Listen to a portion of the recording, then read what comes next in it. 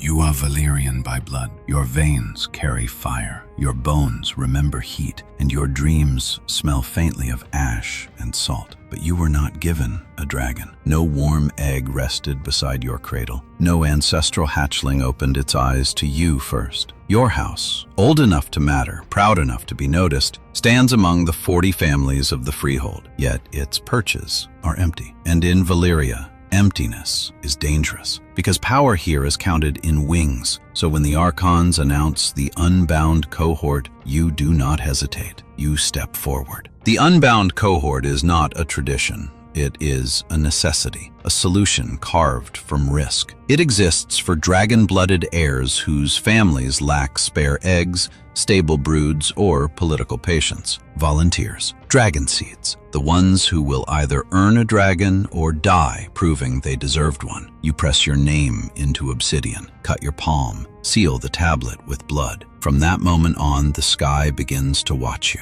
They take you far from Valyria's jeweled towers, far from the glass bridges and singing fountains. You are shipped to a wind-scoured outpost on the Sea of Sighs, where cliffs bite the horizon and the 14 flames pulse red in the distance like the heartbeat of a buried god. This is not home. This is where Valyria sends its risks. At dawn, the cohort assembles in a black glass yard. Master Sarmian stands before you, ash-robed, scarred, voice calm in the way only survivors speak. Understand this, he says. This is not cradle bonding. This is taming. You will master a free dragon, or a jar will bring you home. No one laughs. You look around, silver hair, violet eyes, some darker, some sharper, all marked by the same unmistakable stamp of Valyria. Dragon blood runs through every one of you, but not one of you owns a dragon. Politics took some eggs. Bad timing took others. A few hatchlings simply never lived long enough to choose. Whatever the reason, your houses now sit in silence while rivals gather contracts, heir rights, and influence. The cohort exists to keep Valyria flying, because power hates empty seats. Training begins immediately. You run cliff stairs until your lungs burn raw. You study wind tables until numbers replace sleep. You scratch high Valyrian geometry onto slate, angles of ascent, weight ratios, flame dispersion. You memorize vent maps, dragon anatomy, oaths that taste like iron on the tongue. Your life becomes math, breath, and memory. Then comes the catalog. Every Unbound rider must know every dragon type, because ignorance kills faster than fear. Obsidian colossi, fortress-winged titans whose downstrokes shake harbors and rattle towers. Embermoors, twin-bellied lava forges that feed on molten stone, their breath white-hot and nearly invisible. Sky Shriers, knife-winged flyers whose sonic cries crack stone and rupture lungs. Stormclaws, scale-sailed dragons that drink lightning and wear St. Elmo's fire like jewelry. Wave runners, salt-gray sea skimmers that dive beneath hulls and split keels with boiling steam. Sunscales, crystal-latticed gliders that hum on thermals, bright as a second dawn. Ice dragons, myths, sea legends, studied, never practiced. You learn their habits, their tells, the way each one kills. Like every rider, you were assigned a squire. Yours is Nura. She is younger than you expected and sharper than most. She oils your ash plate until the sea spiral etchings gleam, laces your dragon bone harness, checks quick release hooks that might one day decide whether you live or fall burning. She knows your armor better than you do. That trust will matter. By your 3rd month, rivalries form. Kelazor Larian, already bonded to an Embermoor, flies like he was born mid-air. Teles, riding a young obsidian colossus, casts a shadow big enough to swallow courage. They are cradle bonded, you are not, and the statistics are cruel. Cradle bonds fail maybe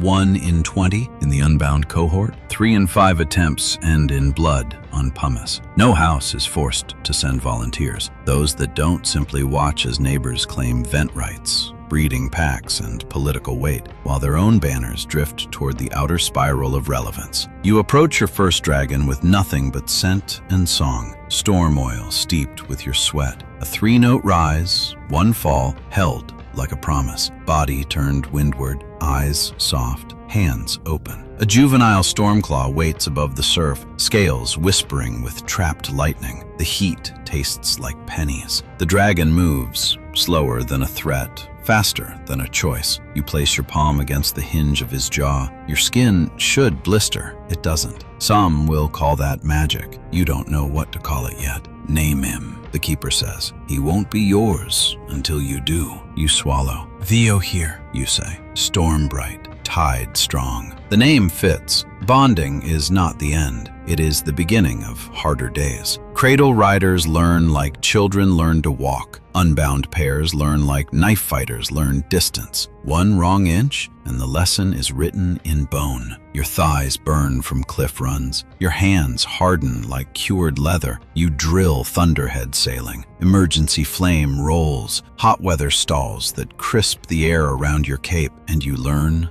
loss. A boy reaches too fast for a sky shrier's jaw. A girl brings raw heart to a nightworm roost and learns silence is not mercy. Names spoken at breakfast are gone by lunch. The ground is for the dead, Sarmian says. The living climb. At night, Nora works your plates with ash butter and recites her checklist. Calm, precise, ruthless. 6 months pass. Banners rise. The convocation is declared. Once a year, no matter what, Valyria gathers. 40 families, 1 rider each, if they have one. No one is forced to compete, but houses that do not field a rider are remembered and forgotten. The convocation is sport layered over statecraft. Every event pays not in trophies, but in contracts. Air rights, vent claims, smelting monopolies, political voices. The Targaryens sit smaller than giants, quiet, watching, already dreaming of futures not yet burned. Below the silk awnings, slaves quarry pumice, polish obsidian, raise screens to shield nobles from ash. A city of servitude powers a week of spectacle. You learn their names. The law does not require it, but something in you does. The procession winds down the Dragon Road. 40 houses in order of favor. Ingots of smoke iron. Glass candles wrapped in velvet, singing lizards in gilded cages. The riders come last. You ride near the tail. Your ash plate gleams. Nura polished it until she could see herself in you. Flower ash rains from the stands, turning the air rose-gray. The crowd cheers like glory is common currency. Sarmian rides beside you.